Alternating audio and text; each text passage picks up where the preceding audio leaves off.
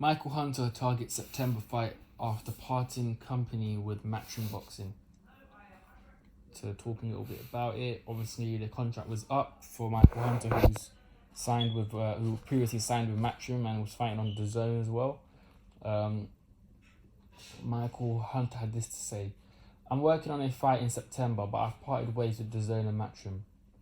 I'm putting that out there. I'm basically a free agent now, and I'm looking for opportunities. I'm not sure where that's going to lead me. I love Matchroom, and I don't have a problem with Matchroom.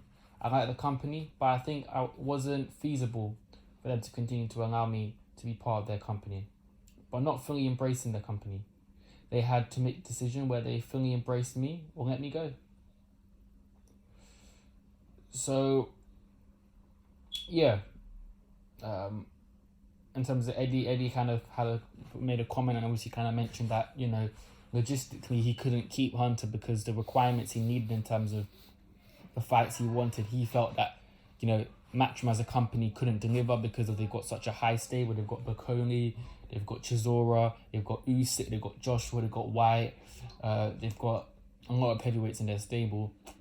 Hrgovic, it would have been difficult for him to deliver, which is one of the reasons why he said he had to let Michael Hunter go. So, what do I think? Well, Hunter seems to be a little bit confused in limbo land. He's talking about, you could tell Hunter would have probably preferred to stay.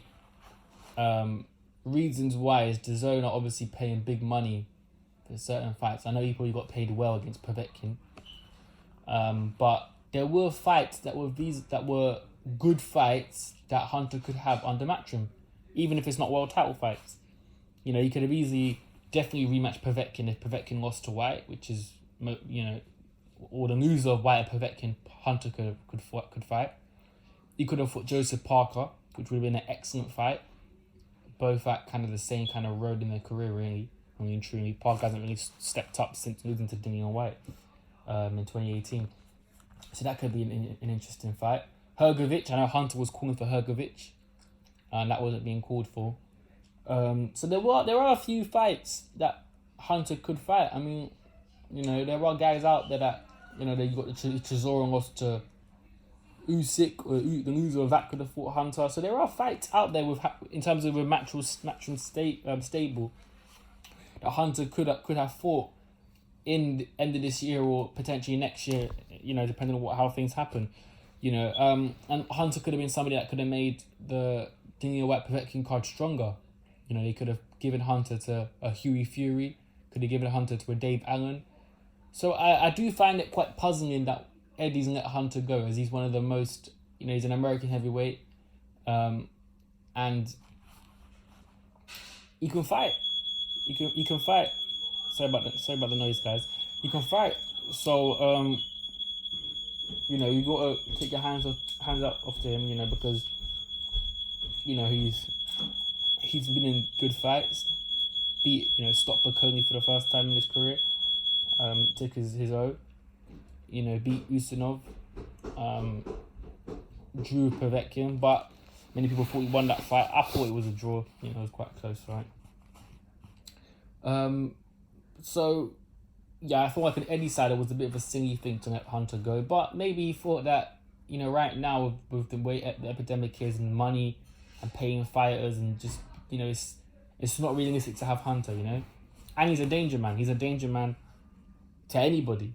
But I think that's one of the reasons why Eddie would have wanted him, because he's the kind of guy that if he upsets you, you still got him in your stable to promote, you know what I'm saying? So it's interesting. In terms of for Hunter, where does he go next? I mean, you would think maybe, somewhere like either Top Rank or PBC. I mean, for long term, you'd want PBC because, Deontay has the belt at the moment. I mean, Tyson has the belt at the moment. He's fighting Deontay. So he might want to go to PBC to build himself there. There's a few guys there. There's Ortiz.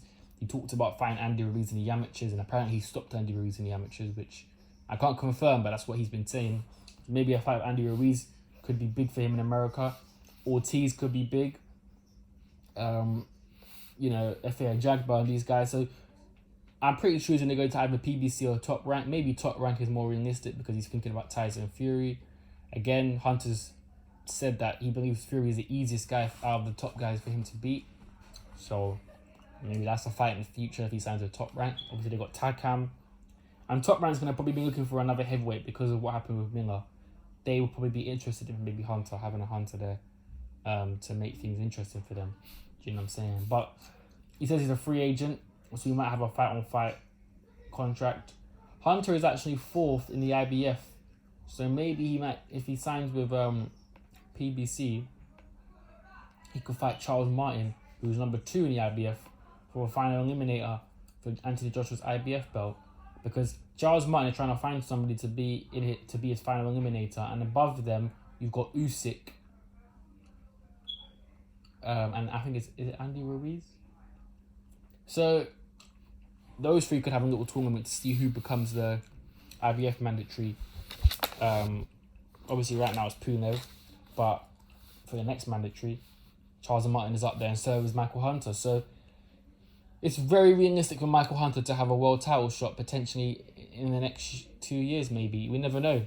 You know, if he plays his cards right and he keeps winning, and he fights the right fights, especially on Top Rank, it's definitely realistic. So yeah, I could see that happening. I'd pick him to beat Charles Martin, to be fair.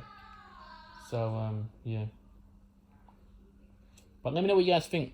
Where do you think Michael Hunter goes? Do you think it's a wise move for Eddie to let him go? Eddie definitely let him go. You can tell by his statement that he wouldn't mind staying. He's got, you know, Eddie definitely let him go. Contract didn't get renewed. So what do you guys think? Where does Michael Hunter go?